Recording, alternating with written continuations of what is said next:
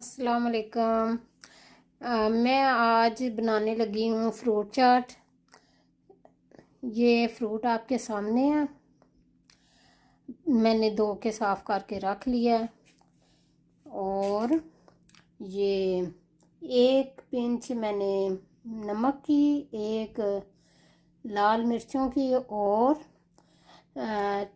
थोड़ा सा मैंने चाट मसाला, टीस्पून चाट मसाला ले लिया। आपको जो फ्रूट पसंद हो वो डाल सकते हैं। ये तकरीबन 4 लोगों के लिए हो सकता है और विटामिन भी आपको सही मिलेंगे अच्छे। आपकी सेहत के लिए बहुत अच्छा है, बहुत मुफीद है। दिन में एक बार फ्रूट खाना चाहिए, जो भी आपको पसंद हो। तो आज शुरुआत करते हैं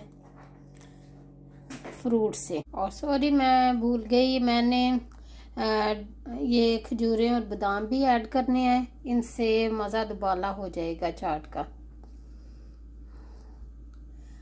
देखिए कलरफुल कितनी खूबसूरत चाट तैयार हो गई है। खुद भी खाइए और बच्चों को भी खिलाइए। इससे आपकी सेहत भी अच्छी होएगी और नींद भी अच्छी आएगी। ओके जी, अल्लाह हाफिज़।